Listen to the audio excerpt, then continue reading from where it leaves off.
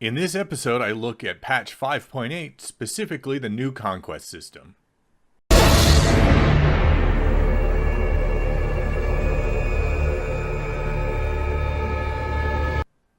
Hey everyone, welcome to the Grizzled Geek. I'm Doug, and this is another SWTOR update review. We've got 5.8 active now. It's actually been active for a couple of days. I took my time making this video because I wanted to be able to go over everything in the new Conquest system. But let's go ahead and start off with kind of an overview. Some of the other things we got. One was the return of two companions, Ashara for the Inquisitor, and then Vector for the agent. Now, I don't have an agent high enough to get Vector back yet. I've kind of bogged down on them. I prefer playing Republic characters, so you know, I've got all those guys up, but not the agent. But anyways, I do have an Inquisitor. I did make the effort to get him back because he had Shara as a romance companion, and true to form, it was even more disappointing than the return of Risha and Corso. Even briefer interaction. They have become much like getting the new kind of companions you get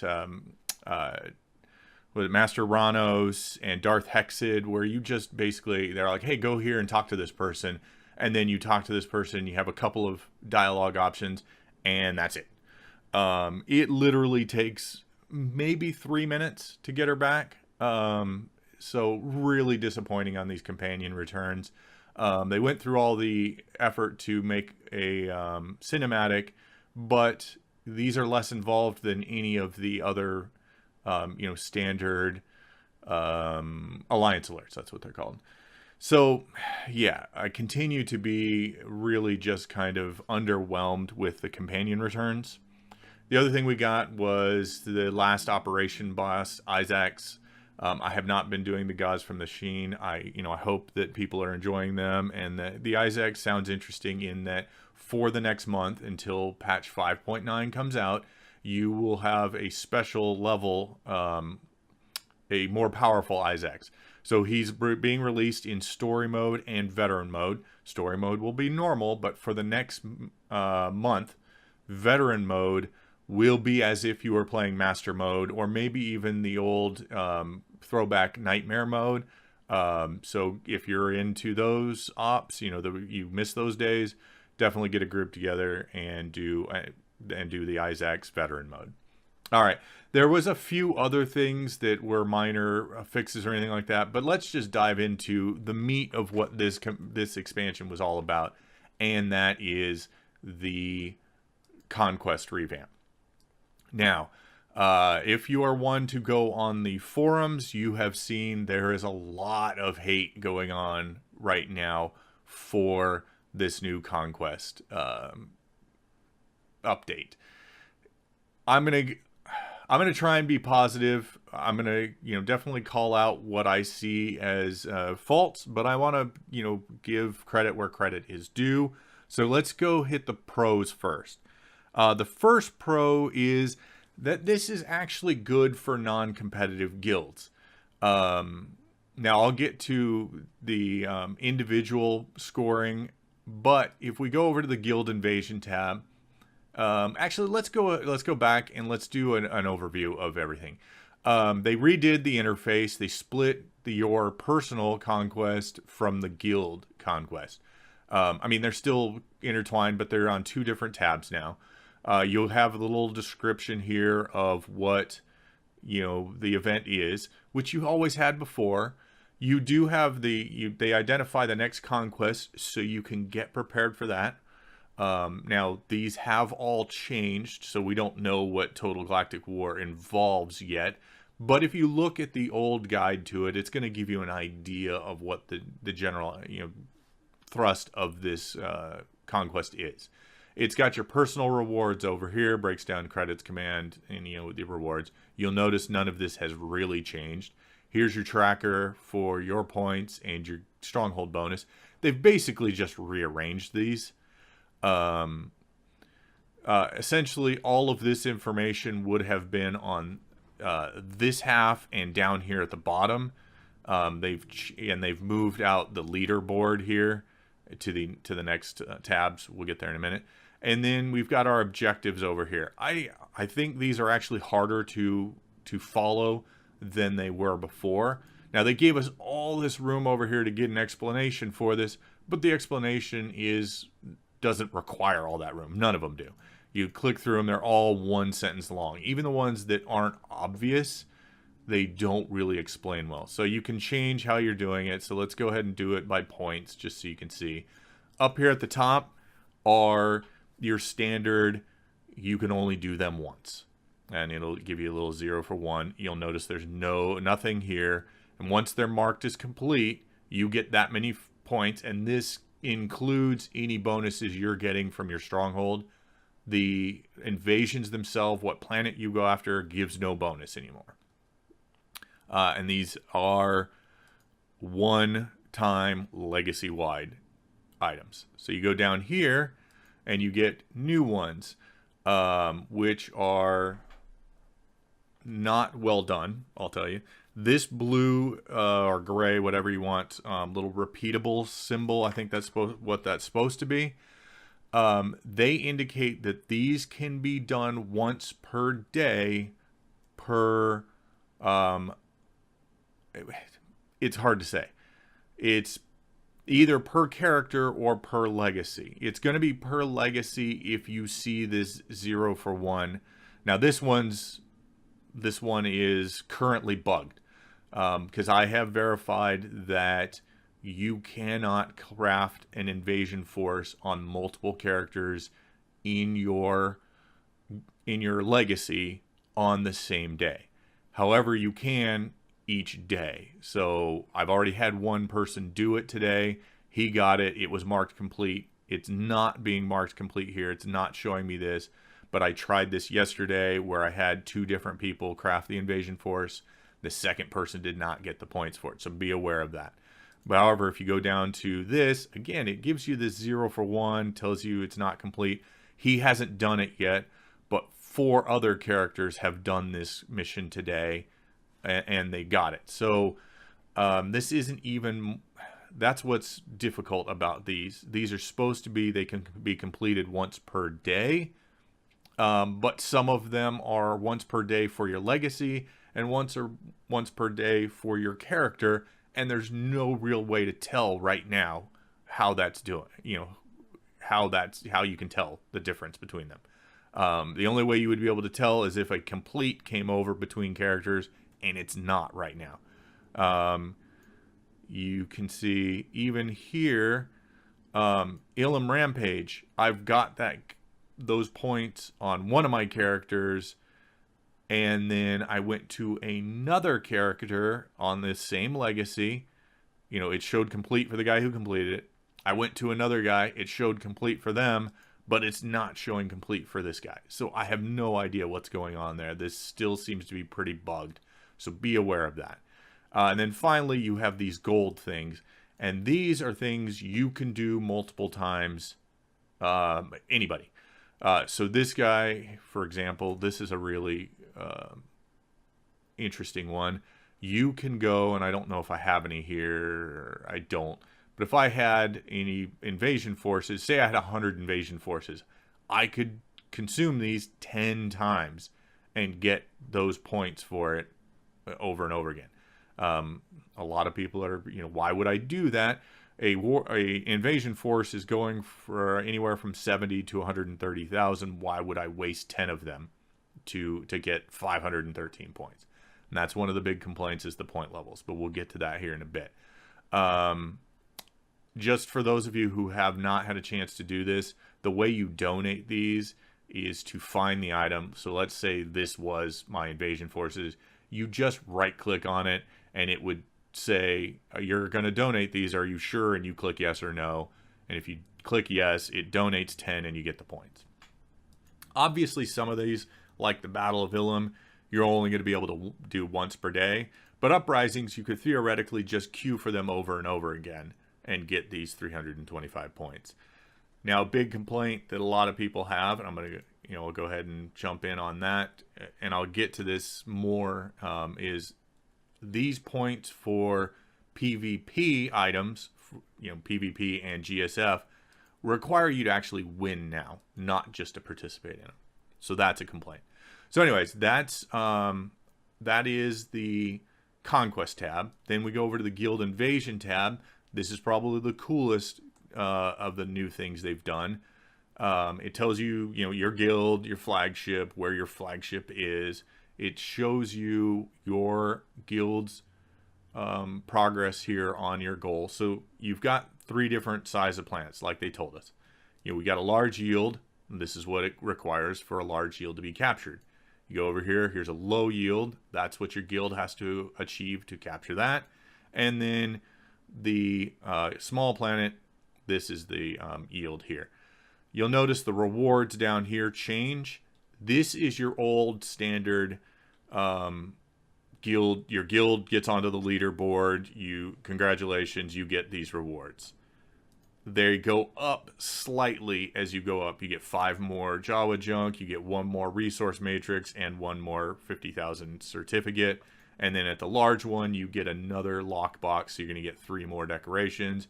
You get yet another 50,000.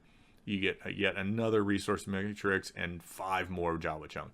You'll also notice the credits and the command points go up. The command points relatively significantly. It's a double what the small one is to go to the large one. So in that sense, I think the really large guilds, Galaxy Knights, Bloodbath and Beyond, Ruinous, all of these that you're seeing on the leaderboard, or at least these top 5, they are likely going to continue going after the large ones because they're pretty much guaranteed going to make that 2.5 million, and why not get those extras? The bummer is you're not getting extra rewards on the encryptions, so that's kind of a pain. Now, you also see here who in your guild is the type 5 getting conquest points for your guild, so that's cool. So there's that. Those are the two tabs for Conquest now. Now let's go into the pros and cons of this new system. I kind of touched on a few of them, but let's do the pros first. 1, like I said, this is good for non-competitive guilds.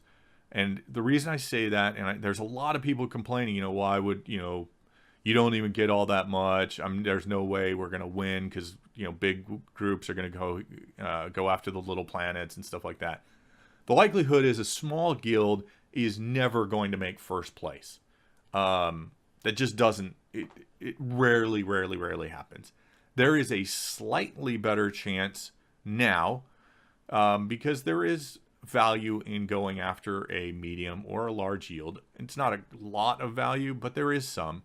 But the big deal is this is your target, 460,000, not this top 10.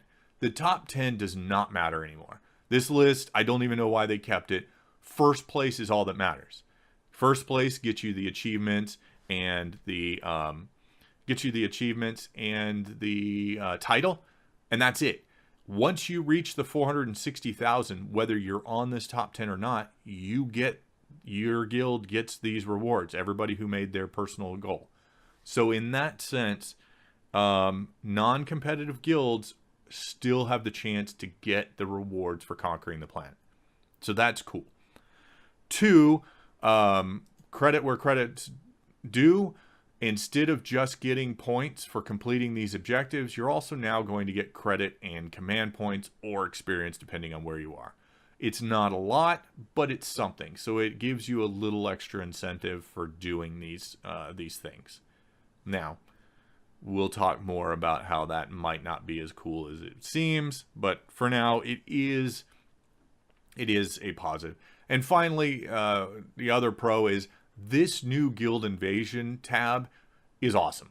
I love it. I love the redesign here. I'm not so happy about this Conquest tab and how you have to scroll through these things, how they're labeled and stuff. But the Guild Invasion tab, great. And once we get through, it looks like they kind of reset Conquerors.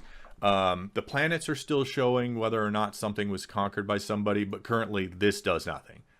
But Once we've gone through a few invasions, you'll be able to click here and see who controls what planets. You can also see which planets are going to fall into the large, medium, and small categories.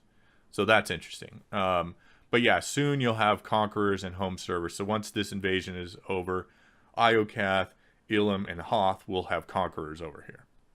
So that's cool. All right, let's go ahead and move on to the cons. First con, like I said, is this new Conquest tab. It's really, it's a waste.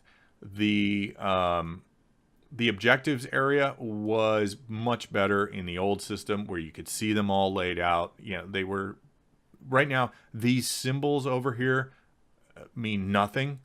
There's no, I mean, crafting has this little thing, so that's consistent.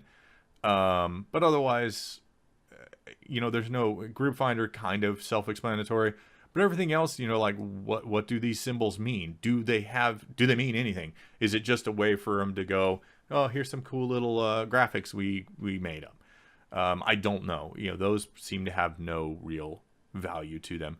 I don't like having to scroll through this. Very, very infrequently did you have to scroll through the list of objectives in the old model. This space is totally wasted. If you're gonna use this space, give us some more information. For example, the donating I told you about earlier, the donating your, you know, aid the war effort. There's no explanation of how to do that. People had to just kind of fumble around and figure it out. So why do you even have this big giant space here if you're not going to explain what things are? They didn't explain what these things are. You had to figure out what the blue and the gold triangles meant. So that's also not great. And then finally, it's bugged. So until that bug is fixed, you know, these things over here, the incomplete, the repeatable, don't mean a lot because you can't be sure unless you test it out and waste some resources and or time to figure out whether it's going to work. I do like the fact that they're telling us what the next conquest is. This green line showing the countdown is kind of dumb, but whatever. There's precedence for that with the activities tab showing, you know, when the next operation is coming. So that's fine. It's neither here nor there. All right, the next con is these extraordinarily low values. For example, let's just go with the rampages. This, you got to kill 250 opponents to get 825 points. That might not be that bad. It's down from what it used to be. However, you have to do this in one day. These points, and again, no explanation, the points reset every day. So I had guys who went on Ilum, went and did a few of the missions, killed about 50 guys, and said, you know, I'll come back, because you can go back and do the Relics of the Gree every day. So I would go back and do those every day, but realized, hey, my points are resetting, so I have to go around and find 250 things to kill all in one day. So that's ridiculous. And even down here, 213 points for not only participating in a Starfighter match, but winning it. So how frequently is that going to happen if you're not in a pre-build? So again, these points are ridiculously low. It's very difficult to make your... I mean, I got lucky.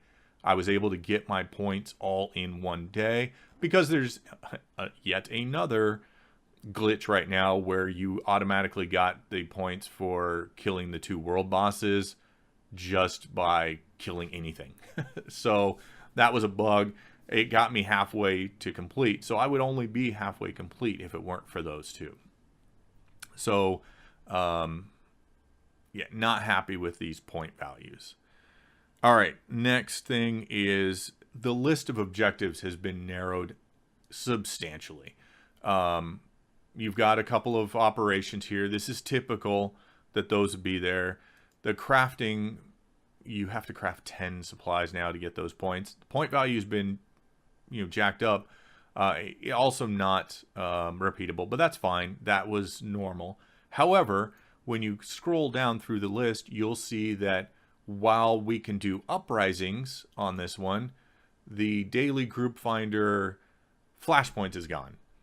And from what I'm reading on the forums, the group finder operations only counts for one of your characters on your legacy per day. So you can't just move from alt to alt doing, group finder operations. That's not going to work. Theoretically, that would be the same for the Patriarch. That's how it was before. But anyways, they've narrowed down what you can do and how effective it is to do any of those. For example, all of the PvP being that. And that's my next point, is they're killing PvP and GSF as viable ways to get your points for Conquest. So they've essentially, those people who are hardcore PvPers, they have no reason to do Conquest anymore. So you've lost an entire segment of the Conquest population, because those people like PvP. They don't like doing things on the group finder. They don't like heroics. They don't like operations. They like PvP. So they're not going to do all of these other things. And when they're being told, one, you can win a ranked match and do that only once per day for 825 points. And then you've got to win Starfighter matches for 213 points. You can repeat that as many times as you want. But nonetheless, they've totally eliminated PvPers and GSF people from Conquest. It's horrible. And those of us who are only occasional PvPers, people who only do it for the Conquest points, they're out. There's no way, you're not going to waste the time to play however many matches it takes to get that win for 825 points, and even less likely getting into a Starfighter match that you have to win when you're not a regular and you're not on a pre-build for 213 points. So that's out for the average person. Finally, and I kind of touched on this with just the tab in general, is these things are not explained and don't work well, don't work right. So all of those things I threw together just combined to be, not make this not great. This was not a good deal. Now, I'm not going to jump on the bandwagon of everybody in the on the forums saying just set things back to what they were. There are some good ideas here. They just weren't accomplished very well. There's a lot of bugs. There's a lot of dumb decisions that were made. Like these point values, they're horrible. The fact that wins are required here. All right, now I'm going to go into a little speculation territory. And that is, I believe the objective to this revamp was not to improve Conquest per se. I don't think there was anything wrong with Conquest before. There was nothing really requiring a fix. What this was done to is to drain resources. There was people, including myself, who were saying, why am I going around crafting invasion forces if there's nothing to do with those invasion forces? Realistically, the only thing you could do once you crafted an invasion force was to create to craft dark projects. But there were very few things to spend dark projects on. So that didn't make a lot of sense. And it required so much of other resources comparative to the invasion forces that there was really no practical purpose for an invasion force. To give you an idea of how, picture of that is, I have over 5,000 invasion forces in my guild or in my legacy bank because I've got nothing to do with them. I do now. You can do the aiding the war effort, give away 10 of them for 513 points. Doesn't really seem worth it when there's so much else. So And I'll show you some of the other stuff you can spend that. But first I want to go on that. That is also, I believe, why they did not improve the personal rewards here or significantly up the guild rewards. So even at a large thing, you're getting a couple more resource matrices and 10 more Jawa junk, but the majority of what you're getting is more money, more credits. And even that's not a lot. And that's because they're trying to, I think, rein back in, because that's another thing we got this patch was the tax rate on selling things on the GTN went from 6% to 8%. So I think they're trying to drain some resources out of the game. I think that is the entire purpose of this revamp. Otherwise there's no real reason for it. I know there were a few minor complaints about the old Conquest, but not a significant amount, and a lot of people did Conquest. There was a lot of guilds invading planets. On a, say, total galactic war, when every planet is being invaded, there was not a time when all top 10 on all of the planets, wasn't being filled with, guilds doing conquest. So it was working. People were doing it. So that is my opinion on why they made these changes. And they just didn't do a good job on it. Another way, I told you I was going to tell you the other way they're draining resources. Here is the Conquest rewards vendor.